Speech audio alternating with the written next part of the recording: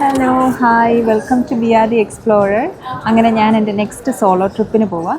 എവിടേക്കാന്ന് വെച്ചാൽ ഞാൻ ലണ്ടനിലേക്കാണ് പോകുന്നത്. ഒരു 4 ഡേയ്സ് ട്രിപ്പ് മാത്രമാണിത്. ഈ തവണത്തെ ഹോളിഡേ എന്തായാലും UK കറങ്ങണം എന്നുള്ളത് കൊണ്ട് തന്നെ ഞാൻ ലാസ്റ്റ് മന്ത് വിസയൊക്കെ അപ്ലൈ ചെയ്ത് സെറ്റാക്കി വെച്ചിട്ടുണ്ടായിരുന്നു. ഡബ്ലിനിൽ തന്നെയാണ് ഞാൻ വിസ അപ്ലൈ ചെയ്തത്. എൻ്റെ ഫ്ലൈറ്റ് 10:15 റയാനെയർ ആയിരുന്നു ടു സ്റ്റാൻസ്റ്റഡ് എയർപോർട്ട്. ഞാൻ കുറച്ച് ഏർലി ആയിട്ട് തന്നെ എയർപോർട്ടിൽ എത്തിയിട്ടുണ്ടായിരുന്നു. എന്നിട്ട് ഫ്ലൈറ്റിൽ വെച്ച് കഴിക്കാനുള്ള കുറച്ച് സ്നാക്സ് ഒക്കെ വാങ്ങിച്ചിട്ടാണ് ഞാൻ ഫ്ലൈറ്റിലേക്ക് കയറിയത്. ആസ് യൂഷ്വൽ എനിക്ക് എമർജൻസി എക്സിറ്റിലുള്ള സീറ്റാണ് അവർ തന്നത്. അതെന്താണെന്ന് എനിക്കറിയത്തില്ല, എപ്പോഴും അതാണ് കിട്ടാറുള്ളത്. എന്തായാലും ഒരു 1.25 മണിക്കൂർ ഫ്ലൈറ്റ് യാത്രയിൽ ഞാൻ സ്റ്റാൻസ്റ്റഡ് എയർപോർട്ട് എത്തി.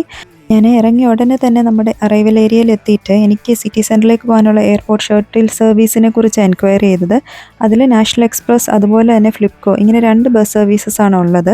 എനിക്ക് ബെറ്റർ ആയിട്ട് തോന്നിയത് ഫ്ലിപ്കോ ആയിരുന്നു. അതുകൊണ്ട് ഞാൻ അവിടുന്ന് അതാ ബുക്ക് ചെയ്തേ. അവിടുന്ന് തന്നെ നമുക്ക് ട്രെയിൻ സർവീസും ഉണ്ട്, സ്റ്റാൻസ്റ്റഡ് എക്സ്പ്രസ് എന്ന് പറഞ്ഞിട്ട്. ഞാൻ വന്ന ഉടനെ തന്നെ ഈ സ്ഥലങ്ങളൊക്കെ ഒന്ന് മനസ്സിലാക്കാൻ വേണ്ടിയിട്ട് ഓൾറെഡി ബസ് ചൂസ് ചെയ്യണം എന്നുള്ള പ്ലാനിങ്ങിലാണ് വന്നത്. സോ ഞാൻ ആ ട്രെയിനിനെ കുറിച്ച് അന്വേഷിക്കാനായിട്ട് പോയില്ല. അവിടുന്ന് ഞാൻ നേരെ പോകുന്നത് ലിവർപൂൾ സ്റ്റേഷനിലേക്ക്. അവിടുന്ന് ഒരു ബസ്സും കൂടെ എടുത്ത് വേണം എനിക്ക് എൻ്റെ ഹോസ്റ്റലിലേക്ക് പോകാൻ. ഞാൻ ഓൾറെഡി booking.com വഴി എനിക്ക് സ്റ്റേ ചെയ്യേണ്ട ഹോസ്റ്റൽ ബുക്ക് ചെയ്തിട്ടുണ്ടായിരുന്നു 4 ഡേയ്സിലേക്ക്. ആക്ച്വലി ഞാൻ ഇവിടെ എത്തിയപ്പോഴാണ് ഒരു കാര്യം റിയലൈസ് ചെയ്തത്, അതായത് ലണ്ടൻ ഈസ് ടു ക്രൗഡഡ് എന്നുള്ളത്.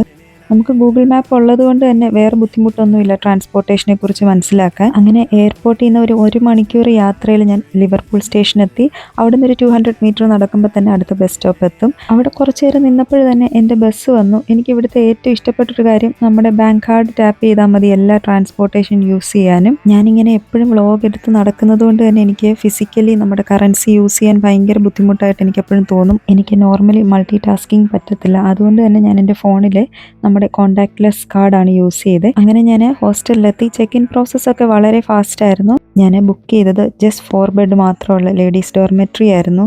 ഞാൻ വന്നപ്പോൾ 2 ഫ്രീ ആയിരുന്നു. അതുകൊണ്ട് എനിക്ക് ഇഷ്ടമുള്ളത് ചൂസ് ചെയ്യാൻ പറ്റി. ഞാനൊന്ന് റെഡിയായി, വന്നൊന്ന് ഫ്രഷായി റെഡിയായി. ഇനിയിപ്പോൾ ഞാൻ ലഞ്ച് കഴിക്കാൻ വേണ്ടിയിട്ട് അടുത്തുള്ളൊരു ഇന്ത്യൻ റെസ്റ്റോറൻറ്റിലോട്ട് പോവാം.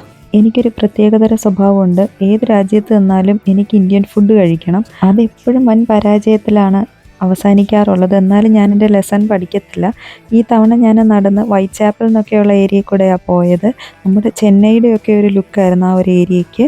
അങ്ങനെ ഒരു 1 അവർ നടന്നിട്ട് ഞാനൊരു ഇന്ത്യൻ റെസ്റ്റോറൻറ്റിൽ കണ്ടുപിടിച്ച് കയറി. ഈ ഒരു മനുഷ്യൻ്റെ സ്നേഹം കണ്ടിട്ടാണ് ഞാൻ അവിടെ കയറിയത്. ഒരു മനുഷ്യനും ഇല്ലായിരുന്നു, ഞാൻ മാത്രമായിരുന്നു അവിടെ കഴിക്കാനുള്ളത്. അങ്ങനെ ആരുമില്ലാതിരുന്ന ആ ഒരു റെസ്റ്റോറൻറ്റിൽ 25 മിനിറ്റ് വെയിറ്റ് ചെയ്തിട്ടാണ് എൻ്റെ ഫുഡ് വന്നത്. അങ്ങനെ ഈ ഫുഡും എന്നെ പരാജയപ്പെടുത്തി കളഞ്ഞു. See you on next video. Thank U.